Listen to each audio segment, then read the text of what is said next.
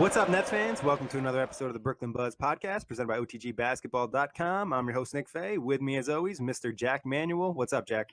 Happy All-Star Weekend, Nets fans. And we do have a representative. Didn't make the All-Star team, but Spencer Dinwiddie is in the Skills Challenge, so we're praying for him. I know a lot of betting websites had him at the highest odds. Ooh. What are the chances you think Dinwiddie runs away with that? I actually think he's got a decent shot. Like, it's basically just who rolls up on the day most engaged. Spencer Dinwiddie doesn't have any other events to focus on. You know, Joel Embiid's got the big game and the Rising Star Challenge. He's doing everything. So I think guys like them aren't really going to care as much about the Skills Challenge, whereas Spencer Dinwiddie is going in. I reckon he's going in to win it, and hopefully goes Super Saiyan mode and makes all the passes and beats out all the small guys and then takes down someone like a Joel Embiid or a Al Horford. I reckon it'll be fun. But yeah, prayers up for Spencer Dinwiddie. I reckon he's got a decent shot. I think he does too. I think he's super competitive, and like you said, he'll be focused on the challenge. And a lot of it comes down to, if I'm not mistaken, whoever hits that three. Whoever hits that shot, you hit that first, you got a good chance the other guy misses. But, shout out to Dinwiddie for being involved in the All-Star game. It's nice to see a net in there. Hopefully next year we have an All-Star, but that's for another day. Before we get started, just a reminder, you can listen to The Buzz on iTunes, Blog Talk Radio, and OTGBasketball.com. Now, we usually talk about the games, but we're on a 7-game losing streak, so that's not fun. We'll talk about positives, interesting topics today. We'll start off with Allen Crabbe, who's had a resurgence. And in the month of February, he's averaging 18 a game, 4.7 rebounds, 44.8% from the field, and over 40% from three on one turnover. So very efficient numbers and a different Crabbe than we've seen all season. What are your thoughts on the way Allen's playing right now? Aggression, Nick. And he seems comfortable as well. Like the coaches were saying that, they just didn't know what was sort of wrong with him. We mentioned before the pod, just having a bit of a chat, maybe the absence of Rondé and Karras sort of helped him feel more a part of the squad in that sort of sense, feel that comfort level. I think he's gotten out of his head a little bit, and he seems to just be shooting it and just like not thinking about the consequences. The glue guys, shout out to those guys that read out my question on this week's pod, so check them out as well. They mentioned the fact that every time you could see Allen Crabbe shooting it and he missed it, it was going through his head. This is $76 million I'm missing here right now.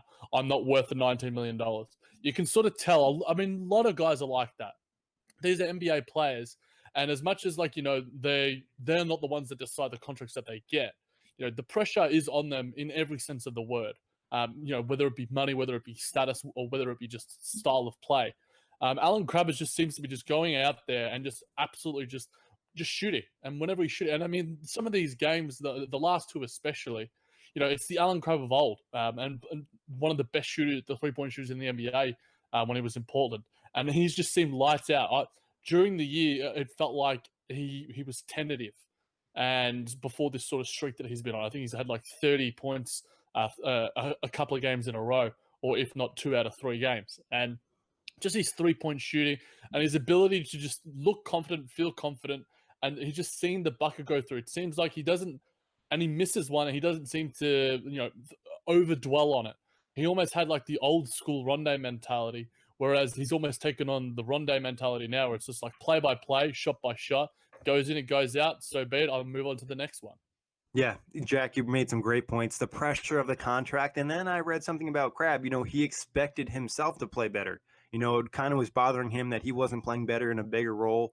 Rondé and Karras going out, it almost forced him to step up. It's like, someone needs to shoot, someone needs to score points, and he was the guy. And like you mentioned, he looks more comfortable in the system with his teammates. And instead of already deciding what he's going to do before he gets the ball in terms of driving or shooting, he's more so reacting to the defense. When they're overplaying, he's driving to the rim. He's done a good job of finding open space and hitting a little bit of those teardrops, 1 dribble, 2 dribble. Nothing crazy, but kind of like a page out of Joe Harris's playbook. Just a quick drive to the rim, just do your job, just get there. You're not going to make every layup, but you have a better chance of making a layup or getting a foul call. So if Crabbe continues to play like this, you don't really mind paying him the money, right? Not at all. He's playing like a number 1, number 2 guy. He's a perfect complementary piece alongside a D'Lo and a Spencer Dinwiddie. You mentioned those sort of the month in general. His last 4 games, he's putting up 25.3 points, 5.5 rebounds, and almost a steal a game, and 5.3 3-pointers made at 51% from the floor. That is just absolutely lights out. He's been one of the form players in the Eastern Conference these past sort of 4 or 5 games. And it's just great to see. And Nets Daily had a really great article that I had to read of earlier today as well, just to do some research. The fact that after games, Coach Kenny mentioned, and he mentioned to the press, Allen himself, that the off days, he's not a guy that just takes rest. He's into the gym, even when guys are telling him to get out of the gym. So it's not through lack of work. It's just through, make or miss. We spoke about it earlier in the season on the earlier episodes with Karis LeVert. We were confident about the fact that he'd get that shot back. And look and behold, he has. And I think the same thing is obviously Allen Crabbe has a lot more pressure on him being our sort of number one recruit, number one sort of trade guy, the contract, or all that sort of thing, the sort of status he has within the Brooklyn Nets organization and what we want out of him and what we know we can get out of him. But it's good to see he continues to put in the work, rain, hail, or shine. And I think, he's finally seeing the rewards, and it's great to see. He's almost become a really great two-way player. We mentioned the steals just there. I think he mentioned earlier in the season his defense, when his offense was down, that's something he was priding himself on. It's good to see that balance is still there. Yeah. Kenny's pointed out a few times that he's believed, Crabbe's played solid defense, and I think he does. Once in a while he won't be engaged and allow a backdoor cut, but he at least put some good effort in on that side of the floor. So hopefully Crabbe can keep this up. It's been a rough season in general, but if he can kind of carry this momentum into the rest of the year and carry into, the 2018-2019 season, we'll be pretty happy about it. And like you said, I think getting D'Angelo back kind of helps him too. Having more playmakers out there just makes life a little bit easier. We've seen him have a lot more space than he has in the past. So the creators definitely help in that aspect. But moving on from Crabbe, a lot of Nets fans have been complaining about Kenny Atkinson. Personally, I don't really have much issue with him. Is there anything that you've seen coaching-wise over the last month or two that has really bothered you about Kenny? Yeah, Nick, we're obviously hugely active on Nets Twitter, and I think the number one thing that I sort of took from it was his rotations. I think a lot of people, and this is from Chris Lavinio, just after the game, just after the loss of the Pacers, he's getting a little too sub-happy, he described it as. So he's making too many rotations, giving everyone too many looks, not riding the hot hand enough. Now, we've seen Coach Kenny has sort of ridden the hot hand defensively. We saw with Rondé earlier in the season against Portland, where he was a super important piece. Same again with with D'Angelo Russell against Portland, where he was got the hot hand and he played above 30 minutes, and it just worked out. I think there are times where Coach Kenny can be a little bit lacking in that department. We've seen it probably with D'Angelo now. He looks pretty much healthy, but he sort of subs him in and out in weird and inopportune times. That's something that, isn't really frustrating for me. It's a little bit annoying. It might be annoying for D'Angelo, but he's mentioned to the press and everyone in general that, he's just going out there and playing the game. The other night Spencer Dinwiddie was in some foul trouble, so he did see some extra minutes. I think that's one thing that, we need to take into account, that his number one asset as a Coach Kenny, is his player development. He's still in his second season, midway through his second season as a full-time coach, and he's going to learn the rotations and the substitutions, what works, what doesn't work as it goes on. It doesn't help having so many injuries as well, in incorporating a new guy like a Dante Cunningham. But I think there's valid qualms with it. But I think the elevation of concern from some Nets fans is a bit ridiculous. But I see there's always room for improvement, especially from a guy like Coach Kenny, who is still feeling his way into his role as a head coach in today's NBA. Yeah, I think, the point that you made, he's a second-year head coach. Kenny is still developing. He said that he's still learning. And the Nets are on a 7-game losing streak, and no lineup has really stuck out and been like, oh, yeah, the Nets need to keep this out here. Like, no rotation is perfect right now. I think he's still trying to find a rhythm. They're still trying to find a rhythm of what works, who works well. They've lost two solid bigs this year, Trevor Booker and Tyler Zeller. Neither of them are like, all-stars, game changers, but they're solid guys that come and do the job. And I think they've had real trouble kind of replacing the things that they do on the floor. So I think that's bothered Kenny. Obviously, he values spacing. And I think the injuries, like you mentioned, having LeVert and Rondé out of the lineup, we don't know what the performance team is telling him about D'Lo. Is he playing too many minutes? Is he playing too little minutes? Along those lines. But I think for this season, I think a lot of people, like Nets fans, they're just like thinking about now. Look in the beginning of the season and think about what the Nets would have been like if they didn't have Kenny developing guys like Spencer Dinwiddie, Joe Harris, Jared Allen. Where would this season be at? We might not even be at 15 wins. No, not at all. And you mentioned those young guys, Nick. I'd even chuck in DeMario Carroll, who's having a career season. That relationship. It's that relationship, and it's not just him developing guys that are young up and coming pieces. It's established pieces. Joe Harris, my boy, has been flourishing like no other. And also we see the praise that he's gotten from other coaches around the league.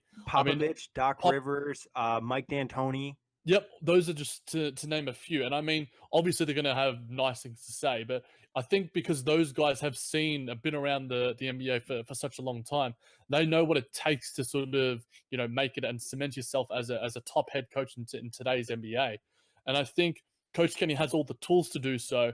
He's it's baby steps. He's almost part of this, like Sean Marks as well. We're all part of this sort of culture shift, this rehabilitation of the Brooklyn Nets franchise, and we're all learning this together. And I think that's a really positive process. That it's a whole sort of new system, whole sort of new people being involved in this. Like, it's a completely new franchise, and I think that's a really positive process that Coach Kenny is getting the praise already in terms of just being able to get his guys out there to play. You look at out in Sacramento earlier in the season with Phoenix. All these teams that are sort of going out there and getting blown out by 40 points, 50 points, 30 points. That rarely happens to us. I mean, we're going to have a chat about that later in the pod. But despite that, our effort is never waning. We've probably mentioned one or two games where we've been a bit disappointed. But I think that has more to do with the players than it has to do with Coach Kenny, because you see him day in, day out. There aren't many more passionate coaches. You can probably chuck in Tom Thibodeau. But I think Coach Kenny has the most passion for this game and the most dedication out of any NBA coach in the association today, let alone a guy who's only in his second year. Exactly. And when Kenny gets some all-stars and when they have a talented team and he doesn't do a good job, that's when you can get mad. But at this point in what he's done with this team, and like you said, they might not always come out and play hard in the first half or the first quarter, but they still come back in that game and try to make some type of run. They don't give up, and I think that says a lot about Kenny. And just looking at him, he looks like he hasn't slept in days. He's trying to he's trying to figure this out. So, like, I'm not upset about it. Like, I don't think people can, like, what is he supposed to do with the pieces that he has? Right now, like, Ronde's probably the only good four that we have, and he's out. So he has to pretty much play Quincy Acey, and he has to play Dante Cunningham. He doesn't have a true stretch four on the roster that he would love to have.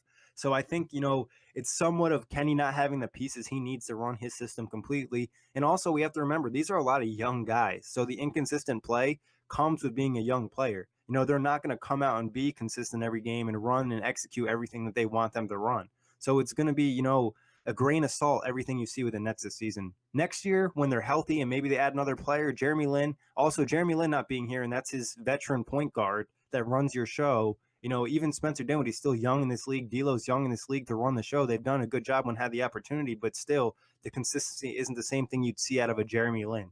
So I think the fans need to relax a little bit and look at the roster and, look back at what we thought about the roster before the season started. And if you would have thought the Nets would be here with Jeremy missing the whole season, D'Lo missing almost half the season so far, a Ronde being banged up, Karras being banged up, trading Trevor Booker, trading Tyler Zeller, I think a lot of reasons are why the Nets are where they're at. And I don't think Kenny's a big part of that. So, but hey, if you want to come at us and let us know your thoughts on Twitter, to tweet me at OTG_Nick, and you can tweet Jack at the JManJBT.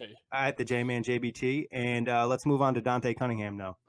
He's a new acquisition. So far, what have you seen from Dante?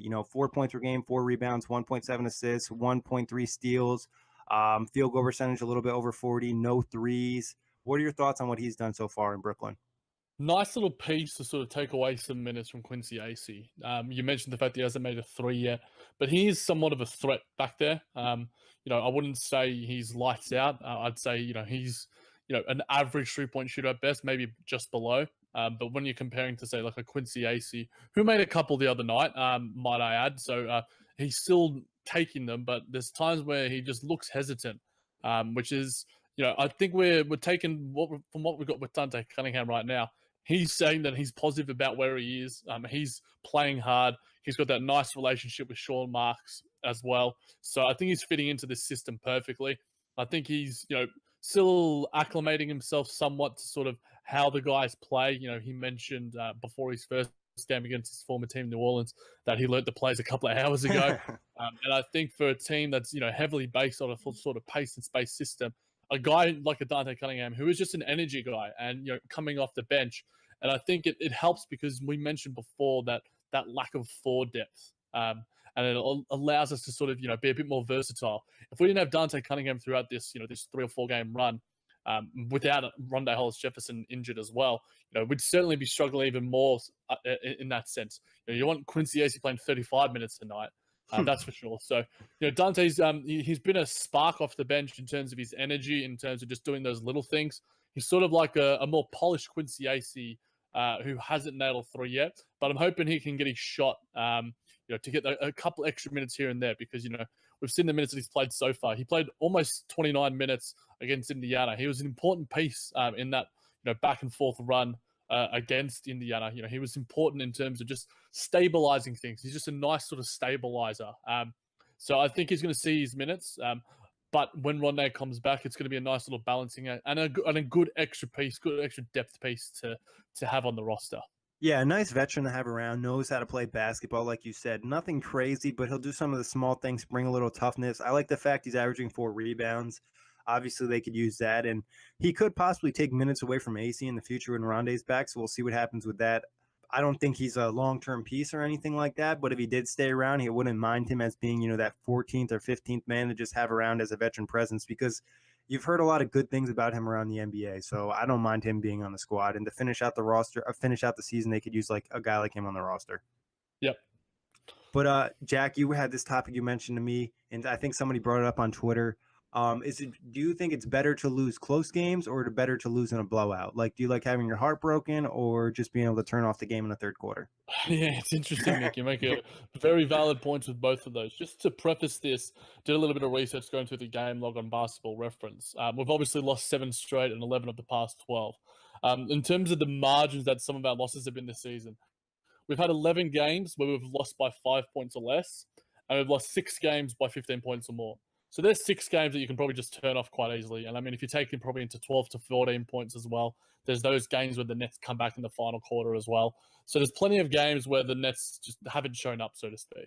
But there's also been a ridiculous amount of games. 11 games, you get half of those wins. I think a lot of Nets fans would be a lot happier, including us. But I think it's better to lose close games because it's at least showing progress. You're at least showing something on the court.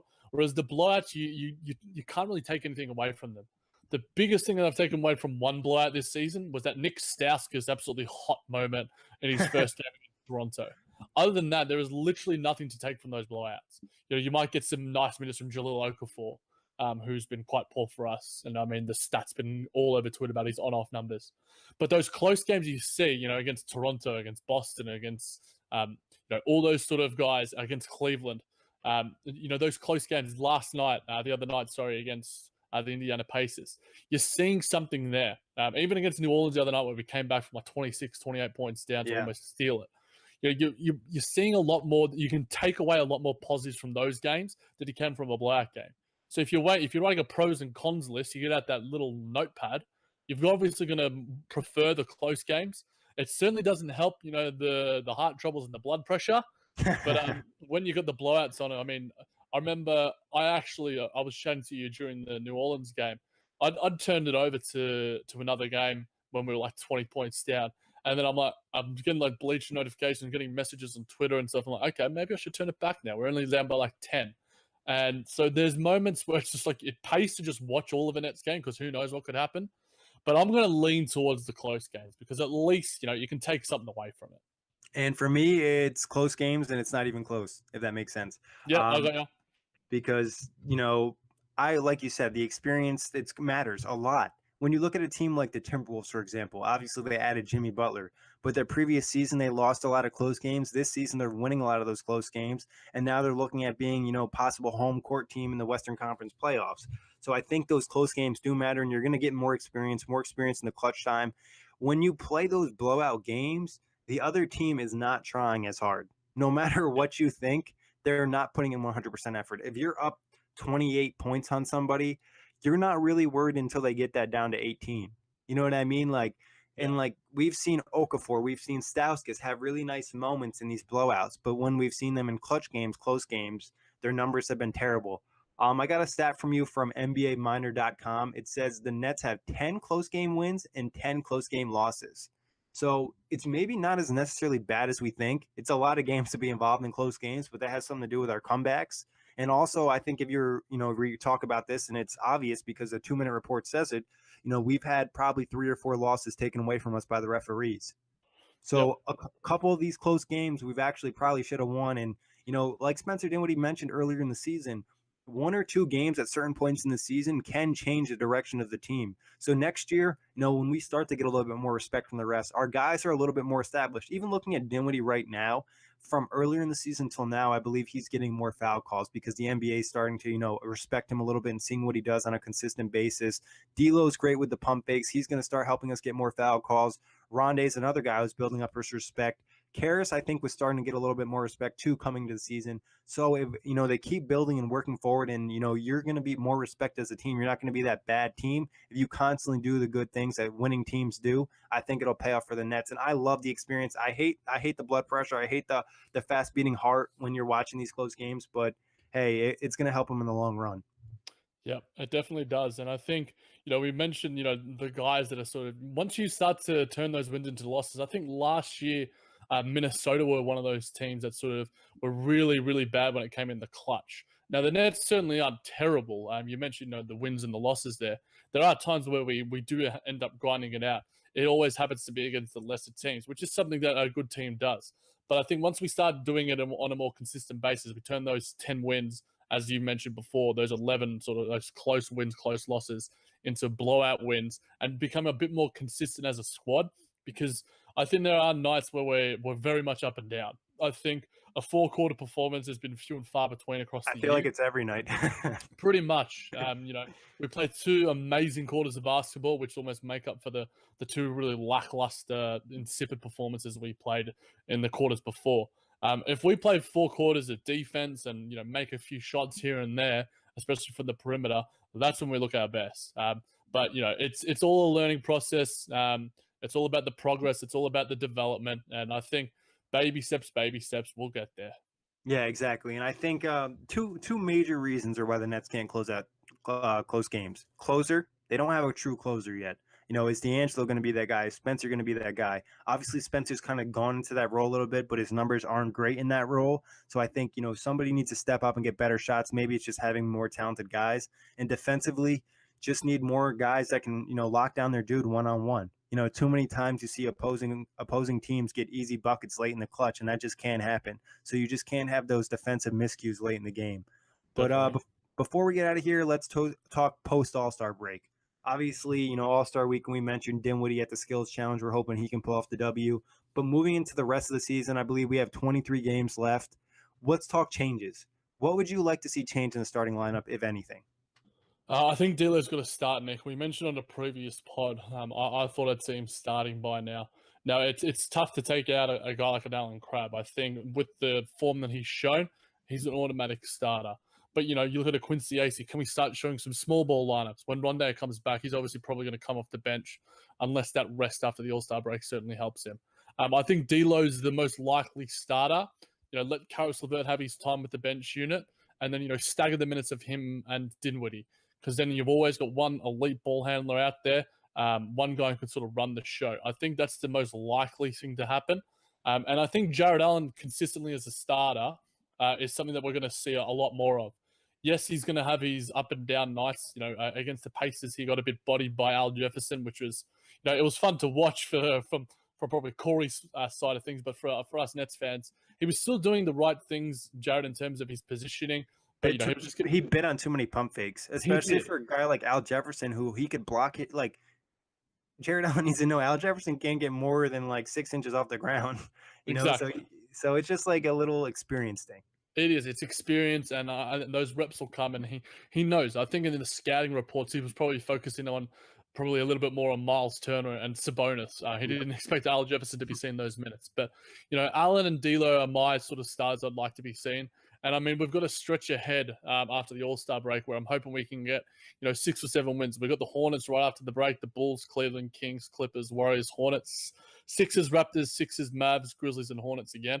We can easily get 5 or 6 wins there. I'm hoping, we start to reverse our losing trend. There's some tough ones in there. We're not going to get earned, but I think after the All-Star break, you might see some teams sort of pack up shop, get into the lottery ball tankathon, so to speak. Whereas us and Nets, we've got nothing to lose and everything to gain. So hopefully we see D'Lo starting, Jared Allen consistently starting as well for the most part, and hopefully we get the W's from it. Yeah, I agree. I think I'd like to see D'Angelo in the starting lineup. I'm not really sure how he's going to do it. You mentioned Rondé coming off the bench, and I think that could be a benefit to make it easier to kind of ease the starting lineup in.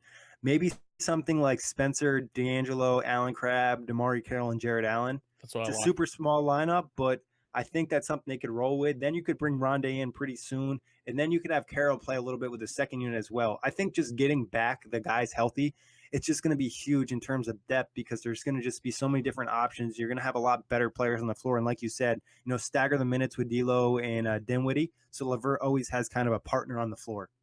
Yeah, and you So mentioned DeMarre at the four, Nick. I know he's not a huge fan of it in terms of his age and going, banging down low, but the new four role isn't essentially that. And if that's the case, you could have some nights once Rondé is healthy, have Rondé starting at the four and have DeMarre coming off the bench. I yeah, don't mind seeing DeMarre come off the bench. I think he's a really nice level head.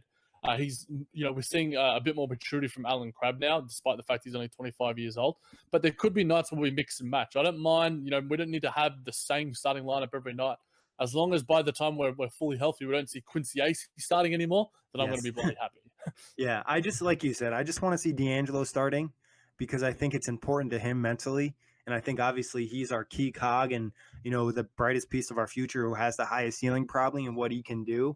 So I'd like to see him kind of hit his stride a little bit more. And he's picked it up. Over the last two games combined, he's had 34 points, 14 assists, 5 rebounds, 14 and 31 from the field. The only concern I'm really having with D'Angelo, and it's been a concern this season, is his three-point shot. I would like to see that kind of find some consistency. Obviously, some of it's due to injury. I wouldn't be surprised if they messed around with his mechanics a touch in the summertime. Yeah, it does look a little bit herky-jerky, so to speak. You mentioned his three-point shooting, Nick. For me, I like to see him getting into the line a little bit more. We Yes. know he's got the jumper, and we know he had this absolutely gorgeous rainbow jumper over a big. But with a lot of our guys, we saw Spencer Dinwiddie. I tweeted out the fact that he was settling for three-pointers, and the most of his points that he got from the other night are from the line. When we see us getting to the line and making free throws, that's when we're one of the better teams at it. And I think Rondé probably sets the standard there, so to speak. But when you see Spencer doing it, then you see the other guys want to do it as well. Back up their guys, so to speak. I think Spencer's got to learn some. Not Spencer. D'Lo's got to learn some moves around the rim a little bit more, and develop a bit of a chemistry with maybe some of the bigs like a Jared Allen, which Karis LeVert has. I think he's just got to get a little bit craftier, a little bit more polished. We know he's got the talent, but I think a nice full summer and a nice, healthy summer, hopefully. Another training camp. These guys are still absolute, infants when it comes to their NBA experience. But I think, hopefully we see just the progress from him because we know he can get those buckets and, he's learning to be a bit more engaged on the defensive end as well. So I think Coach Kenny's the perfect coach to get it out of him. And, you've mentioned those numbers. Those are great numbers.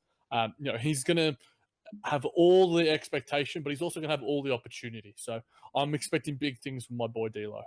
Yeah, and I think some of it's the willingness to take contact. You just got to be a little bit more aggressive. And remember, he's 21. He's going up against guys that are bigger, stronger than him. I think, some work in the summertime, getting a little bit more strength, a little bit more weight on will help him. And he probably has some of the best fake game I've ever seen out of a 21-year-old in terms of getting guys to bite on fakes when he's not even really thinking about taking the shot and they're not even in position and they still bite on his hesitations, his pump fakes all over the place. And I think that's something that really benefits you when you go to the rim. You just get people's hands in all types of weird positions and then you get yourself to the free throw line, especially when your shot's not falling. That's a great asset to have. And I'd like to see D'Lo do it a little bit more like you mentioned. In Definitely. terms of the rotation, Jack, what do you think should change other than the starting lineup? Anybody else you want to see get more minutes, less minutes? What are your thoughts on that? No, we've spoken occasionally about some of our G League guys like Milton Doyle and James Webb. Nick, I want to see a little bit more out of them. Whether they're going to be anything. I think Jahlil Okafor is a really interesting piece going forward. We mentioned Nick. I mentioned Nick Stauskas in passing. I don't think he's got a huge future, so to speak, with the Nets. Maybe if we offer him on the minimum or something like that, I think we could certainly get him on the cheap.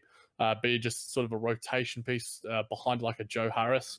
But Jahlil Okafor is one guy that we don't really know where he's going to be. Where's his place in this net system? We know Jared Allen is the focal point going forward, but can Jahlil Okafor develop his game to be where he's not a liability when he's on the floor? Because the statistics showing right now are that he is. Does he have a future in the NBA? Is it with the Nets? There's a lot of questions surrounding him, and the answers are certainly up in the air. Exactly. And it's like, I think Okafor needs to realize his mindset. He had that piece saying he wants to be a franchise cornerstone. Yeah, maybe you still have the talent to do that, but at this point in your career, no team's going to really give you that opportunity until you prove you can do the small things. For me, when Okafor's on the floor, he just needs to show more energy, just be super aggressive, just like all over the place, be like a spark plug. That's the easiest way for yourself to get minutes as a big. Play good defense, work on the boards, get us some offensive rebounds, run in transition. I still think there's another level conditioning wise that he can hit. Obviously, he lost a lot of weight coming to the Nets, but he still doesn't look like he's super fit. And defensively, sometimes he's in okay position and he'll get a block here and there, but he drops so far back. And even if that player doesn't take the shot, they're already deep in the paint, and so another net's coming over to help, giving up another open shot. So those advanced stats don't really surprise me, because in my eyes, he's still a defensive liability. I know people have been like, he's played pretty good defense, but me watching him on the floor, he's just so slow, and his body positioning isn't great. So if he wants to, have a bigger role with the Nets, bigger role this season, I think energy-wise, he needs to pick it up, and defensively, he needs to pick it up. Offensively, we know what you can do. You have some nice post moves. You have some nice, rolls to the rim, but show us some energy, show us some effort, show us some aggression that we've never seen before. Yeah, it's all going to be whether he can show us it on that end, Nick. And I think obviously the lack of consistency he's had in terms of the organization supporting him out in Philly. Do the Nets bring him back, give him an off season, and see what he can bring, and then maybe move him at the deadline next February. That could be certainly a possibility.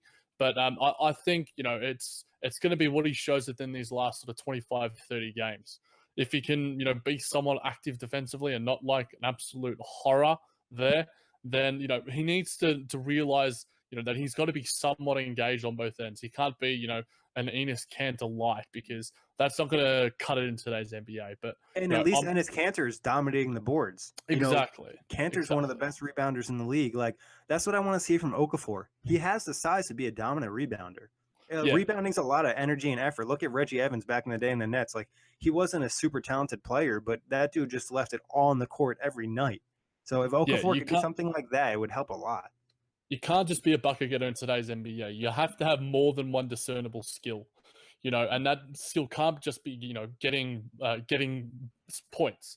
If he can rebound at an elite level and then maybe even improve his passing game. We've seen moments where Jared Allen, I think he had 6 assists, and I think it was the first time in 30 years that a rookie big has done so. I think that's where the game, the modern center is going. We saw Nikola Jokic last night get a triple-double in freaking 14 minutes. Absolutely ridiculous. It's absolutely huge shout out. And make sure you listen to this week's JBT for more info on that. But yeah, I think that's where Julian needs to figure out, where is his... We know he's, decent in the pick and roll. We know he's a nice sort of, finisher, but you can't just be that in today's NBA, especially when you're playing the 5, because it's the most integral role on the court, along with the point guard position. They sort of anchor the defense and the offense in some cases as well for some teams. So I think there's a lot of possibilities for Jahlil going forward. Hopefully, he can silence some of the haters out there. Yeah, and maybe I'm a hater right now, but I just think that he could provide us with another level of effort and energy that we need to see if he wants to see the minutes, especially with Kenny's favoritism towards spacing. If you want to prove to Kenny that you want to be out there, you better be doing some good things in terms of defense, rolling to the rim, energy, and effort. But in terms of changes in scheme or certain things the Nets do, would you like to see anything changed over the All-Star break? There's times, Nick, where we play at such a rapid pace that I think that would be worth slowing it down. I think D'Angelo Russell's minutes being increased might change that. In terms of just our overall system, I think it's not so much that we need to change it. It's just the execution. I think we lack in the executing of, getting back on transition defense, limiting those turnovers, making shots from the perimeter, not taking so many contested shots, not forcing it, so to speak. I think that not necessarily comes down to the coaches, but I think it comes down to the players. And, we mentioned how important the film room has been to a lot of our guys. I think consistently just seeing where the mistakes are happening, where they need to be a little bit better in terms of execution wise. And I think, we'll get there. We mentioned baby steps, one step at a time. Sometimes it might feel like two steps forward, one step back, but it's all a part of the overall plan of seeing where we are in the future. I think next year, if we see the same sort of lapses, then it's going to be worrying. But this is almost like a completely new team. So the fact that we're going to see mistakes is obvious. But that as long as they're being corrected and being addressed is the important part. Yeah, like you said, it's a young squad, and like the kids are still learning into terms of what they want in the system. I wouldn't be surprised if we saw some defensive changes in terms of scheme. I feel like the Nets big are just dropping back so far on pick and rolls, and it's putting a lot of pressure on the guard to get over the top. If they even get caught on the screen the tiniest bit, it's just putting them out of position and creating a problem for the defense. So I wouldn't be surprised if they address that. I'm not telling them what scheme to run because I'm not sure which one will work. They have more tape and watch more film than I do, but I think that's not working correctly. And also, I think the players sometimes are, I know the whole point of the defense is to force long twos, but sometimes these mid-range jump shots are wide open, and it's the guys that can hit these jump shots. Now, we want them to shoot the long twos, but you don't want to give them wide open looks. They're still NBA players. So I think there's just some little details they need to fix up defensively. Offensively, I'm not as worried. I think things will kind of come, especially when we get back a playmaker like LeVert, and then a great scorer like Rondé in the post. It's funny even saying that term, but I think that'll really help. But goals of the All-Star break, post All-Star break, what do you want to see the most in terms of wins, and who do you want to see step up the most in terms of one player? We've harped on the 30 win mark, Nick. I'd probably settle for 28, 29 right now, but 30 is just that nice round number. We mentioned, the schedule going forward has plenty of opportunities to get the W's. I just want to see, some consistent minutes from D'Angelo, some consistent minutes from Spencer, some consistent minutes from Jared Allen. Just guys that we, the same sort of thing basically going forward. Rondé continuing to sort of, not force himself, but take the 3-point shot when it's in the flow of the system. Seeing the same sort of leadership from DeMario Carroll. It's almost more of the same thing, but tweaking the sort of negatives like you mentioned on the defensive end. We have lapses. Allen Crabbe, I just want to see him continue to maintain that aggression, maintain that sort of that frame of mind that he has, where it's almost like you're going out there with a blank slate. Every play is a blank slate. You miss it, so be it. You get something on the defensive end and you go back and you nail that three. I think it's just all these positive sort of developments that we want to see from our guys. There's going to be, lapses and mistakes, as I mentioned before, but, the mistakes are what help you grow. And especially with this young team, Spencer Dinwiddie not settling for those 3-point shots because, it's hurting his efficiency. Not settling. I think continuing to just maintain those buzzwords like aggression and execution is going to be the key for us going forward. Yeah, I agree. I think the aggression, the physicality, sometimes the Nets have been soft this season. I like them to play hard, physical, execute the game plan the rest of the season. 30 games should be the goal. Even though it's tough and they've lost a lot of games, they should be getting back two of their best players in LeVert and Rondé, offensively and defensively. Probably can make an argument they're probably, if not the best two-way players on the Nets, top 3, top 4 on the Nets in terms of that. So I think getting them back should definitely help. And like I said, goals defensively, like you said, get rid of those lapses, tighten it up, run the show right, consistency from some of the young guys.